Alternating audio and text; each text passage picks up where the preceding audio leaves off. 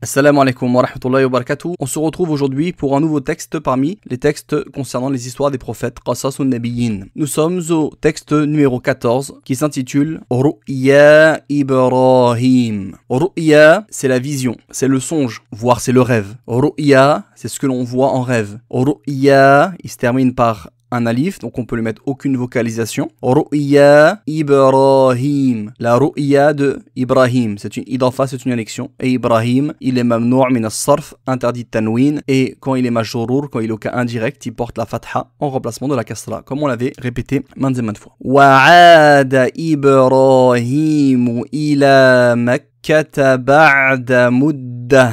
Ibrahim, c'est le fa'il, c'est le sujet, au cas sujet marfou' avec la dhamma. Aada, que vous voyez ici, c'est le verbe, c'est le fi'l. Et il signifie retourner, revenir. C'est un verbe ajwaf. Fi'l ajwaf, c'est un verbe concave. C'est-à-dire qu'il a une lettre de maladie en deuxième lettre de radical. Ici, le alif, il cache soit un waou, soit un ya, selon les verbes. Or, là, dans ce verbe-là, il cache un waou. Ça vient de aada ya'oudu. Aada Ibrahim. Ibrahim est revenu. Il a, hafoujar, vers Mekkata, vers la Mecque. La Mecque n'a pas d'article en arabe. Mekkata. Et comme c'est un nom propre féminin, eh bien, il n'accepte pas de tanwin. Il n'accepte pas également la kasra, aucun indirect majrour. Donc là, il est majrour avec la fatha au lieu de la kasra. Ba'da, c'est un maf'ul fihi, un complément circonstanciel de temps. Et il est au cas direct mansoub avec la fatha et ça se construit en annexion. Voilà pourquoi muddatin, il est majrour, il est au cas indirect. Ba'da, c'est après. Et mudda, c'est une durée. Donc après une durée. Et vous voyez, il est indéfini. Après un délai, après une durée.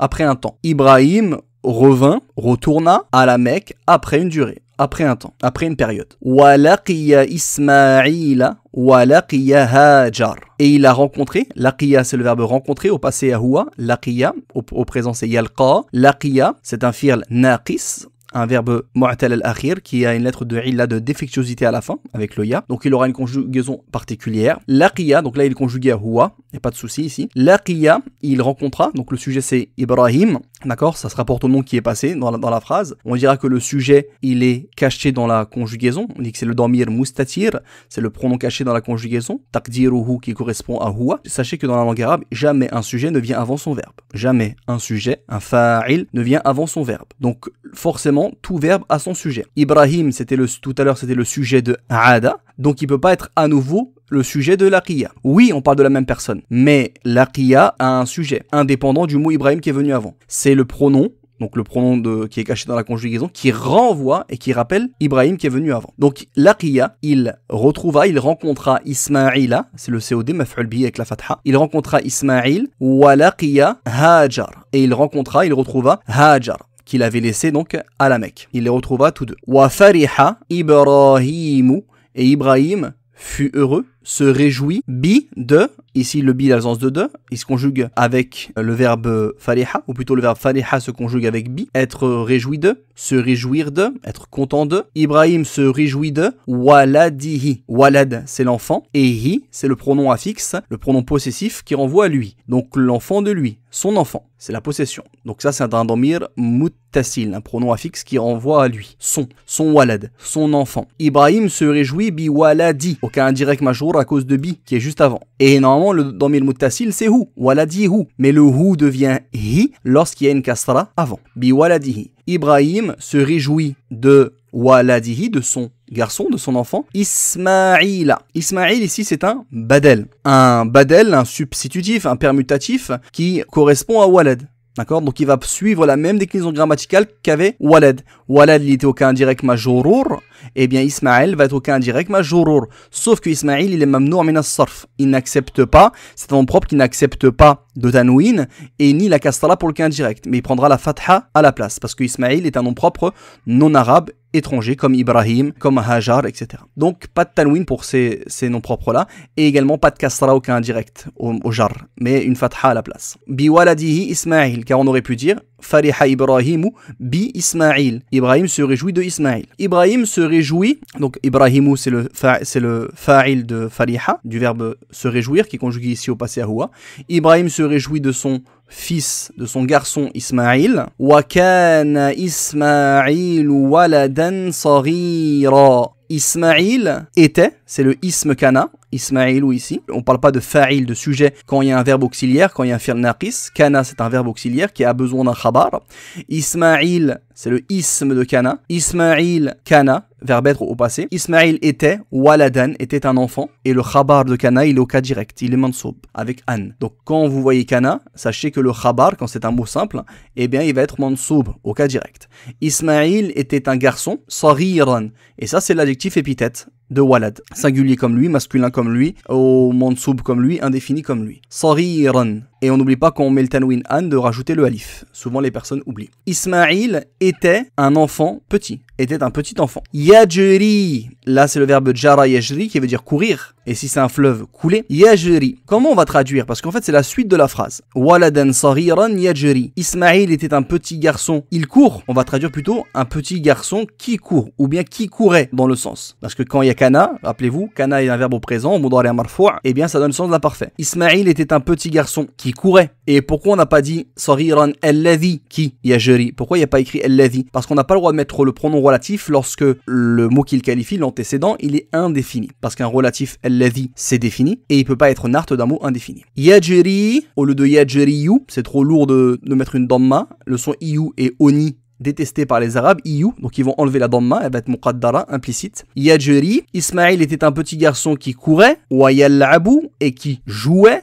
Donc on traduit dans le sens de l'imparfait parce qu'il y a kana au début. Et qui jouait, wa yakhruju, et sortait, le verbe sortir, kharaja, yakhruju, et sortait, ma'a, c'est un maf'ul fihi, complément circonstanciel de lieu, ma'a walidihi. Là c'est pas walad, c'est walid. C'est le participe actif de walada, de enfanter, de engendrer. Un walid, c'est un géniteur, un père. Walidi. Walid, donc c'est le père. Et hi, c'est le pronom affixe, possessif, qui renvoie à lui, avec le père de lui, avec son père. Et pourquoi il est majrour? Parce que ma'a c'est un maf'ul fihi. C'est au mansoub, au cas direct, et ça se construit en annexion. Donc walid, c'est le mudaf ilay de ma'a, qui est également mudaf, premier terme d'annexion, de damir muttasil, hi. Ma'a walidi. Ismaïl était un petit garçon qui courait et jouait et sortait avec son père. Wa kana Ibrahim yuhibbu Ismaïl jidda. Ibrahim, c'est le ism kana, au marfou' en cas sujet, et yuhibbu, c'est le khabar de kana, sous forme de phrase verbale. Et donc quand le khabar de kana est une phrase verbale, avec un verbe mudari' marfou', eh bien ça traduit le sens de l'imparfait. Ibrahim,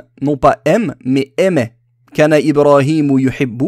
Ibrahim aimait. C'est le verbe ahabba yuhibbu, un fi'l mudha'af, en français ils disent verbe sourd, qui a pour deuxième et troisième lettre de radical une lettre identique, qui est ici le ba. Donc au lieu de dire ahbaba yuhibbu, les Arabes vont faire la contraction et vont dire ahabba yuhibbu. Ça on le voit donc dans notre tome 2. Wa kana Ibrahim yuhibbu, et Ibrahim aimait, maf'ul bihi COD, Ismaïla. Il aimait Ismaïla, jidda, beaucoup, très. Il aimait énormément, on va dire. Jiddan, c'est pour, comme kathiran, pour dire beaucoup, très. Et on le met après. On aurait pu mettre ici juste après le verbe. Yuhibbu jiddan Ismaïl, c'est également possible. Et Ibrahim aimait beaucoup Ismaïl. Aimait énormément Ismaïl. Wa dhata laylatin. Donc là, c'est une notion de temps. Tout ce qui est une notion de temps est au mansoub. Wa dhata laylatin, en annexion. Et une nuit, donc c'est pour renforcer l'indéfinition du mot qui suit, dhata yawmin, un jour parmi les jours, dhata laylatin, une nuit parmi les nuits, vraiment c'est une nuit à part entière, et une nuit, et c'est pas une nuit particulière, donc wa dhata laylatin, et une nuit, ra'a Ibrahimu,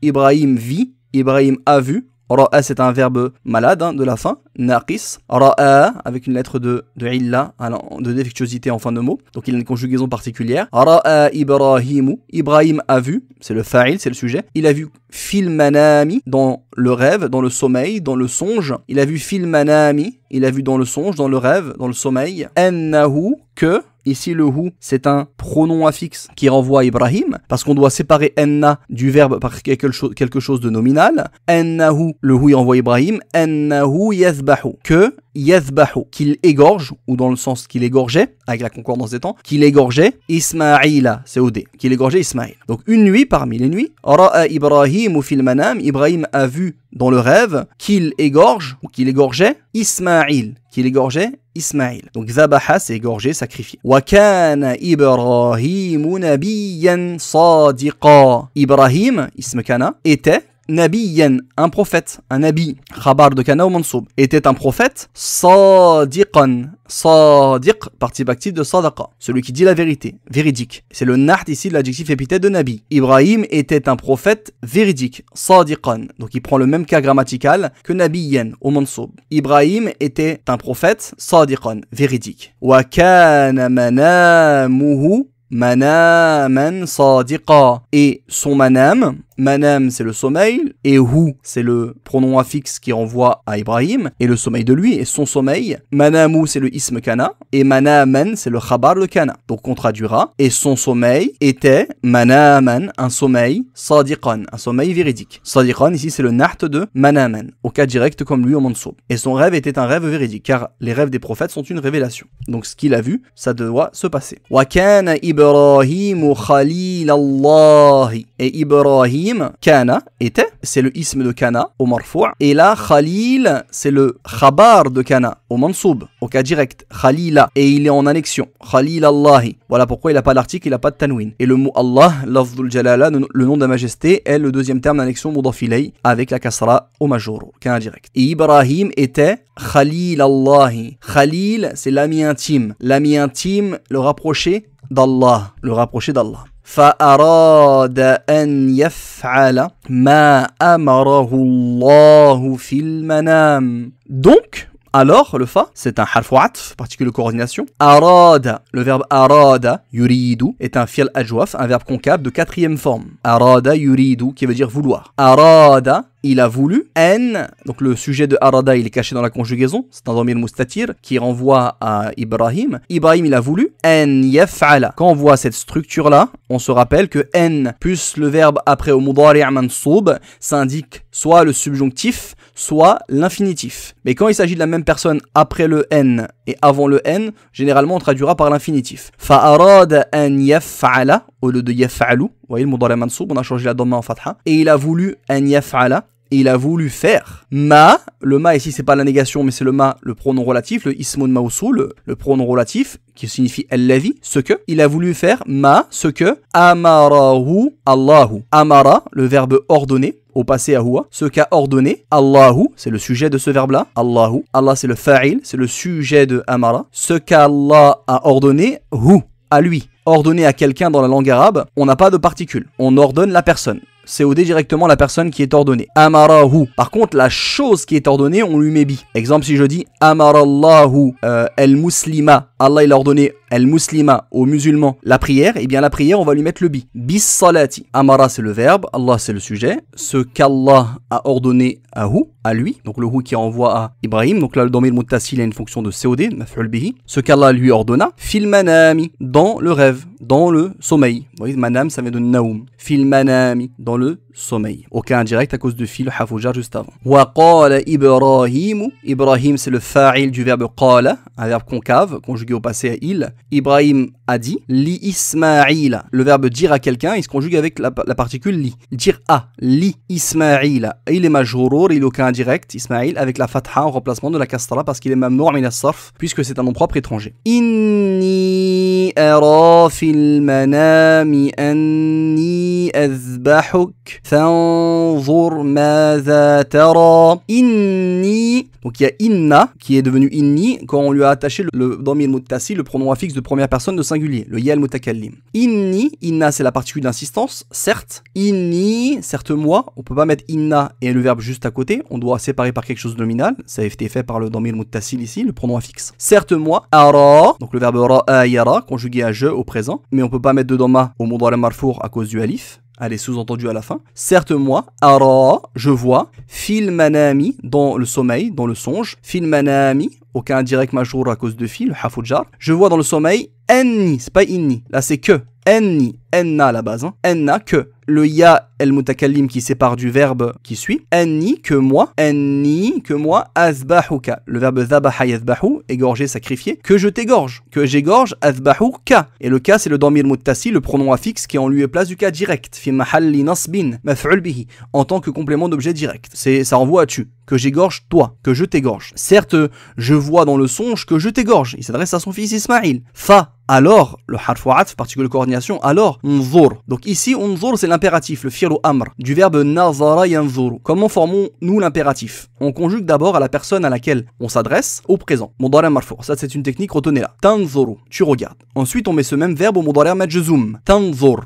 On a changé la damma en soukoun. Tanzur. Puis, pour aller à l'impératif, à partir du mudari' majzoum, on enlève le préfixe, le ta. Donc tanzur, on enlève le ta, ça fait nzur. Ça fait le nun avec un soukoun et zur. Or, on peut jamais commencer un mot dans la langue arabe par un soukoun. Donc, on est contraint d'ajouter une voyelle d'appui qui va être sur le support de la hamza. C'est une hamza instable. Et quel son on va mettre? C'est une damma. Comme l'inaccompli de ce verbe-là est avec une damma, eh bien, la voyelle d'appui, c'est une damma. Unzur. Si j'avais commencé ma phrase par le mot regarde, j'aurais dit unzur. Mais cette hamza là, vous voyez, elle n'a pas été écrite. J'ai pas écrit le petit s là, comme dans le mot enni ou inni. La hamza là, elle est instable, elle n'est pas écrite. C'est une hamza de liaison. Quand il y a quelque chose avant, comme c'est le cas ici, eh bien elle ne se prononce pas, on mettra une wasla pour dire qu'elle est muette. Mais si jamais il y avait rien avant, eh bien j'aurais dit ou. J'aurais prononcé la damma. Unzur. Fanzur, regarde donc. Maza, c'est un pronom interrogatif. Maza, qui veut dire qu'est-ce que. Maza tara, qu'est-ce que tu vois. Donc le verbe ra'a conjugué ici au présent, mudari' marfu' à enta. Qu'est-ce que tu vois. Donc il s'adresse à son fils Ismaïl. Maza tara, au mudari' marfu'. Donc vous voyez que c'est un verbe irrégulier. Hein. La conjugaison n'est pas comme n'importe quel verbe. Comme un verbe de forme simple comme kataba, darasa. Non, ici c'est un verbe malade. Maza tara, regarde donc, qu'est-ce que tu vois. Qala ya abati fa'al ma tu'mar. Il a dit, qala, ya, particule d'interpellation, harf nida, ya, o, abati. C'est ô mon cher père, ô mon tendre père. C'est plus affectueux que abi, mon père. Abati, c'est mon tendre père, mon cher père. Ya abati, ô mon cher père. If'al ma tu'mar. Donc encore une fois, là c'est un impératif, le verbe du verbe fa'ala yaf'alu. Donc comment on fait l'impératif? On conjugue à enta, taf'alu au présent. Ensuite on majjoum, taf'al. Et ensuite on enlève le préfixe fa'al. Et comme ça commence par un soukoun, on doit rajouter une voyelle d'appui avec la hamza instable. Quand la voyelle médiane du mudari' est une fatha ou une kasra, eh bien la voyelle d'appui ça sera une kasra. If'al, d'accord? If'al, fait, if'al. Mais comme il y a quelque chose avant, on n'a pas le droit de prononcer cette kasra et on mettra une wasla au-dessus. Donc on passe directement de ti jusqu'au fa. Ya abati fa'al. Tif'al et non pas ti if'al. Interdit. Qala ya abati fa'al. Oh mon cher père, fais ma, donc c'est Ismaïl qui parle, ma, fais ce que, fais alladhi, le relatif, tu'maru, ce que tu es ordonné. Là, le verbe amara, le verbe ordonner, commander, est conjugué à enta au mudari' marfu' mais à la voix passive. On dit mabniyun lil majhul ou mabniyun liman lam yusamma fa'iluh. Ou bien c'est une voix lors duquel le sujet n'est pas évoqué, n'est pas mentionné. Ma tu'maru, fais ma tu'maru. Ce que tu es commandé, c'est pas ce que tu ordonnes, ce que tu es ordonné, ce dont tu es ordonné. Ma tu'maru. Et là, hamza ici, elle s'écrit sur le support du waouh, car il y a la règle des puissances qui s'est appliquée. C'est un combat entre le soukoun de la hamza et la voyelle précédente qui est une damma. La damma étant plus forte, eh bien on va écrire la hamza sur le support du grand ou, le waouh, ici, qui ne se prononce pas. Tu'maru. Il dit, oh mon cher père, fais ce dont on t'ordonne, fais ce qui t'est ordonné. Satajiduni, ça, pour le futur, proche, ça, tajidu, c'est le verbe wajada yajidu, qui est un fi'l mithal, dont on voit la conjugaison en détail avec ses spécificités dans le tome 2 de notre manuel La langue de l'islam. Satajidu ni, tu vas me trouver, ni, quand on veut mettre le ya al-mutakalim, le pronom affixe de première personne de singulier, à un verbe, on doit rajouter le nun el-wiqaya, le nun de protection. On peut pas dire satajidoui, satajidu ni, tu vas trouver moi. Si tu vas me trouver, donc le ya c'est le pronom affixe, hein, qui envoie à moi, tu vas me trouver, tu me trouveras, insha'Allahu, si Allah veut, insha'Allah, donc in c'est un outil de conditionnalité, insha'a, le verbe qui vient après est soit au mardi, soit au mudari' majzoum. Mais même quand il est au mardi, au passé, eh bien ça renvoie au futur. Insha'a, si Allahu, le sujet, si Allah, sha'a, veut. Le verbe sha'a, c'est comme arada yuridu, c'est le verbe vouloir. Sauf que là, c'est un verbe concave, de forme simple. Sha'a yasha'u. Si Allah veut, minas sabirin. Sabir, c'est le participe actif, le ismul fa'il du verbe sabara, endurer, patienter. Donc un sabir, c'est un endurant, un patient. Et ina, c'est pour le pluriel externe masculin. Jam'ul mudhakkari salim. Parmi les sabirin, les endurants. Et là, il est au cas indirect du pluriel externe masculin. Le pluriel externe masculin, ça c'est ina, c'est la terminaison. Au major, au cas indirect. Pourquoi cas indirect? Parce qu'il y a le min juste avant, le haful jar. Min as-sabirin, tu me trouveras, incha'Allah, si Allah veut, min as-sabirin parmi les patients, parmi les endurants.